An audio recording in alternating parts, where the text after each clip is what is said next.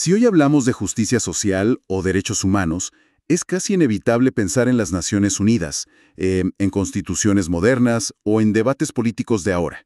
Claro, en lo inmediato. Pero, ¿y si te dijera que el ADN de muchas de esas ideas se encuentra en un código legal de hace más de 3000 años?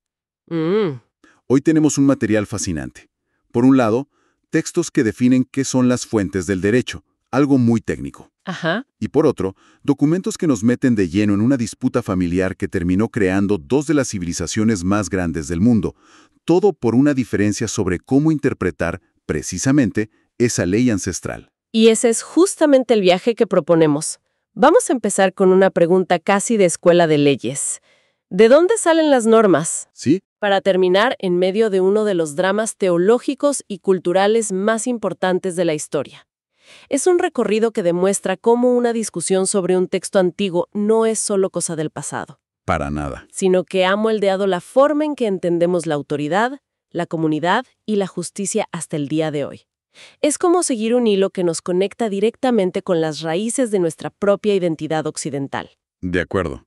Empecemos por el principio, pero rápido para llegar a lo bueno. Cuando se habla de fuentes del derecho suena increíblemente técnico y aburrido, lo sé. Un poco, sí. Pero la idea es simple. ¿De dónde sacamos las reglas? Exacto. Pensemos que las leyes vienen, a grandes rasgos, de 3 lugares. Primero, la fuente oficial. Los libros, la Constitución, los códigos, los tratados. Lo que un abogado consultaría. Tal cual. Luego está la fuente real o material, que es básicamente la vida misma. Una crisis económica, un avance tecnológico, una protesta. El porqué de la ley. Eso mismo. Todo eso presiona y obliga a crear nuevas leyes. Es el porqué de una norma. Y la tercera, que es la que nos interesa hoy. La fuente histórica. Este es el ADN legal que heredamos. Son todos esos documentos y tradiciones del pasado que, aunque ya no estén vigentes como ley, son la base sobre la que se construyó todo lo demás. El ejemplo clásico es el Código de Hammurabi, ¿no? El de siempre, sí, de la antigua Mesopotamia. Pero hay otras fuentes históricas cuyo impacto ha sido mucho más silencioso, continuo y, me atrevería a decir, mucho más profundo. Claro, Hammurabi es el ejemplo de la escuela, ojo por ojo. Pero me da la sensación de que es una pieza de museo. Me pregunto si hay otras fuentes históricas que, aunque no las llamemos códigos, sigan de alguna manera vivas, influyendo hoy. Absolutamente. Y ahí es donde entra en juego la Torá, los primeros 5 libros de la Biblia hebrea. Ajá. Uno de los artículos que tenemos la describe no solo como un texto religioso, sino como un complejísimo sistema jurídico que abarca lo civil, lo penal, lo familiar, todo. Es una fuente histórica que nunca ha dejado de generar debate. Exacto. Nunca. Y es curioso porque hasta los nombres son diferentes. Nosotros conocemos los libros por sus nombres griegos: Génesis, Éxodo, Levítico. Pero los nombres originales en hebreo son mucho más dicientes, ¿no? Totalmente. Los nombres hebreos se toman de las primeras palabras de cada libro. Así que Génesis en realidad es Bereshit, que significa en el principio. Ah, mira. Éxodo es Shemot, que significa nombres, porque empieza listando a los nombres de los hijos de Jacob. Y Deuteronomio es Devarim. Estas son las palabras. O sea que no se presenta como un código frío. Para nada, sino como un relato vivo, un comienzo, una identidad que se define a través de un discurso. Y dentro de ese discurso de esas palabras, hay cosas que leídas hoy son alucinantes. Por ejemplo, me topé con un pasaje en Deuteronomio sobre las reglas de la guerra, de hace 3000 años. Sí, es increíble. Y dice que antes de atacar una ciudad, primero tienes que ofrecerle la paz. Y no solo eso, prohíbe destruir los árboles frutales durante un asedio. La lógica que da el texto es, ¿acaso el árbol del campo es un nombre para que le hagas la guerra? Es un argumento ecologista, casi. Es un argumento ecológico y humanitario increíblemente temprano. La idea es que la guerra tiene límites, que no puedes destruir las fuentes de vida del enemigo, porque, bueno, eventualmente la vida debe continuar. Hoy lo llamaríamos un principio de protección de recursos para la población civil. Me vuela la cabeza. Y luego está el tema de la esclavitud, que, a ver, existía, claro. Obvio, era la norma en la antigüedad. Pero las reglas que la rodean son sorprendentes. La ley dice que si un hebreo se convierte en tu esclavo, a los 6 años debes dejarlo ir. Pero la parte que me impactó es que no puedes simplemente abrirle la puerta y decirle adiós. No, en absoluto. La ley te obliga a darle provisiones, dice explícitamente. Abastecerás liberalmente de tus ovejas, de tu era y de tu lagar. O sea, O sea, no solo le das la libertad, le das el capital inicial para que esa libertad sea real y no una condena a la miseria. es como una indemnización por despido. O un fondo de reinserción social. La idea es que la dignidad de la persona no termina con su servicio. Espera un momento. Eso es fundamental. La idea original no es dar limosna por buena gente, sino restituir un equilibrio porque es lo justo. Exacto. Y creo que eso conecta con otro concepto que las fuentes mencionan. Sedaká. Siempre pensé que significaba caridad. Es una de las traducciones más desafortunadas. La raíz de Sedaká no es piedad ni generosidad, es tzedek, que significa justicia o rectitud. Ah, claro. Por eso, ayudar a la viuda, al huérfano, al extranjero, no se presenta como un acto voluntario de bondad, sino como una obligación de justicia.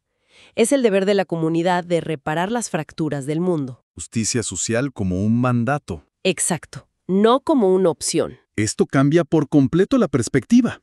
Estas fuentes históricas no distinguían entre derecho, moral y religión. Eran una sola cosa, Un proyecto de sociedad. basado en una idea de justicia integral.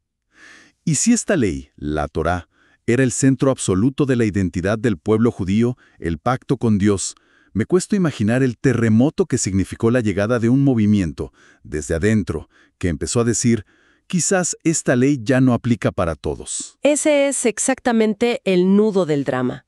Ahí nace lo que los historiadores llaman judeocristianismo. Uf.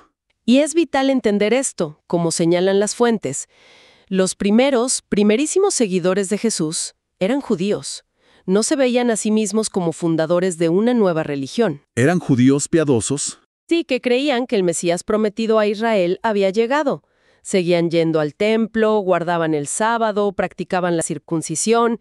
Eran, a efectos prácticos, una secta judía más. Uno de los textos los llama los testigos olvidados, y me parece un nombre muy potente, Lo es. porque su historia fue básicamente borrada por la versión que triunfó después. ¿Dónde explotó todo? La bomba de tiempo se activó con una pregunta aparentemente sencilla.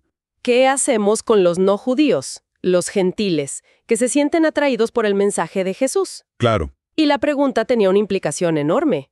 Para ser un seguidor de Jesús, ¿hay que convertirse primero en judío? O sea, un griego o un romano tenía que circuncidarse y seguir las 613 normas de la Torá para salvarse. y ahí chocan los trenes, porque las fuentes nos pintan a dos figuras monumentales en polos opuestos. Dos titanes. Por un lado, tienes a Santiago, conocido como el Justo, el hermano de Jesús. Él era el líder de la comunidad madre en Jerusalén. El guardián de la tradición. Exacto. Para él, el movimiento de Jesús era el cumplimiento del judaísmo, no su anulación. La ley seguía siendo central. Y en el otro rincón tienes a Pablo de Tarso, Un personaje complejo. un exfariseo, un intelectual brillante y un converso de una intensidad arrolladora. Pablo se autoproclama el apóstol de los gentiles y desarrolla una teología radical. La fe en Cristo es lo único que salva. Y que imponer la ley era negar la gracia de Dios. Para él sí, era una carga innecesaria. Es un choque de visiones brutal. Uno representa la continuidad, la raíz. La tradición y el otro la expansión, la universalidad, la ruptura. ¿Te imaginas estar en una de esas primeras comunidades, en Antioquía o en Corinto, y que te lleguen cartas de estos dos líderes diciendo cosas completamente opuestas? Debió ser un caos total. Un caos. Y es crucial entender que la separación no fue un divorcio de un día para otro. Fue un proceso largo, doloroso, lleno de acusaciones, duró décadas. Pero tuvo que haber un punto de quiebre. Lo hubo. Un evento que actuó como un catalizador brutal. La destrucción del Templo de Jerusalén por los romanos en el año 70 después de Cristo. El corazón del judaísmo, reducido a escombros. ¿Cómo se interpretó esa catástrofe? De formas radicalmente distintas.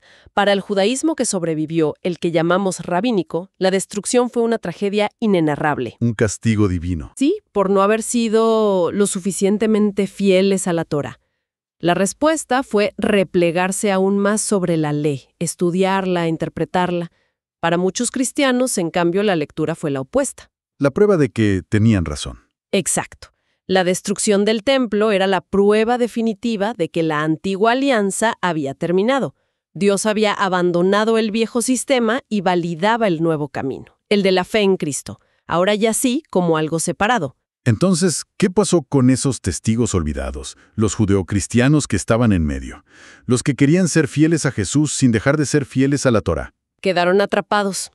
Sufrieron lo que una de las fuentes describe brillantemente como un doble rechazo. ¡Qué ironía tan terrible!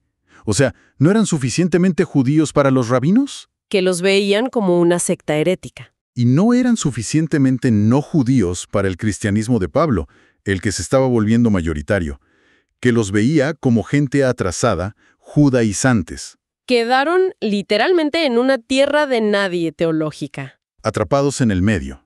Exactamente. Y no eran un grupo único. Las fuentes nos hablan de diversidad. Estaban, por ejemplo, los ebionitas, una palabra que viene de los pobres. ¿Y ellos qué creían? Ellos veían a Jesús como el Mesías, un profeta extraordinario, pero no como Dios. Para ellos, Pablo era un traidor, un apóstata. Los más radicales en su adhesión a la ley. Sí, y también estaban los otros, los nazarenos. ¿Ah, sí? Ellos parecían tener una teología más ortodoxa desde el punto de vista cristiano posterior. Aceptaban la divinidad de Cristo y su nacimiento virginal. Pero Pero insistían en que ellos, como judíos, deberían seguir cumpliendo la ley mosaica. Su postura era algo así como: la ley es para nosotros, los gentiles no tienen por qué seguirla, a ellos les basta la fe. una posición intermedia. Una posición matizada que no tenía lugar en un mundo que se estaba polarizando a una velocidad increíble. La historia, al final, la escriben los que ganan, y ellos perdieron por partida doble. Es fascinante pensar en ese ¿qué hubiera pasado si la visión de Santiago hubiera prevalecido? El cristianismo hoy sería una rama del judaísmo, con costumbres y una teología radicalmente diferentes. Sin duda. Pero aunque la separación en términos de ley, de norma externa, fue total y muy hostil, una de las fuentes, Mística y Diálogo, nos abre una ventana a una conexión que pervivió en un plano mucho más profundo. Más subterráneo, digamos. Sí, el misticismo. O sea que, mientras los teólogos y los rabinos construían muros de doctrina, Había otros que buscaban un camino diferente, precisamente. La cábala judía y la mística cristiana. Pensemos en figuras como San Juan de la Cruz o Hildegard von Bingen. mundos distintos. Doctrinalmente sí, pero a menudo beben de las mismas fuentes simbólicas. Ambas tradiciones están fascinadas con las mismas figuras del Antiguo Testamento: la ascensión de Moisés al Sinaí, el carro de fuego de Ezequiel. El encuentro de Elías con Dios. Exacto. Es como si, a pesar de la ruptura en el código legal, persistiera un código fuente espiritual compartido. Es una idea muy poderosa. Como si en la búsqueda de la experiencia directa de lo divino, los místicos de ambas tradiciones encontraran un lenguaje común que la ley ya no podía ofrecer. Tal cual, una unión que trascendía las diferencias. Demuestra que las raíces comunes eran tan increíblemente profundas que ni siquiera un divorcio tan conflictivo pudo arrancarlas del todo. En ese espacio interior, el diálogo nunca se interrumpió por completo. Nunca. Entonces, si recapitulamos todo este viaje, es increíble. Empezamos con una definición casi de diccionario sobre las fuentes del derecho, y hemos terminado en la sala de partos de dos civilizaciones. Un nacimiento marcado por un debate agónico sobre el significado y el alcance de una ley. Exacto. La gran conclusión es que el concepto de ley, y por lo tanto de sus fuentes, nunca es algo neutral o puramente técnico. Siempre está impregnado de historia, de identidad, de cultura. De creencias profundísimas. Sobre cómo debe ser el mundo y cuál es nuestro lugar en él. La historia de la separación entre judaísmo y cristianismo es la prueba máxima de que una disputa sobre qué fuentes definen a una comunidad, ¿Qué textos? ¿Qué rituales? qué interpretaciones se aceptan, tiene el poder de redibujar el mapa espiritual y cultural del planeta entero. Lo que nos deja con una pregunta final.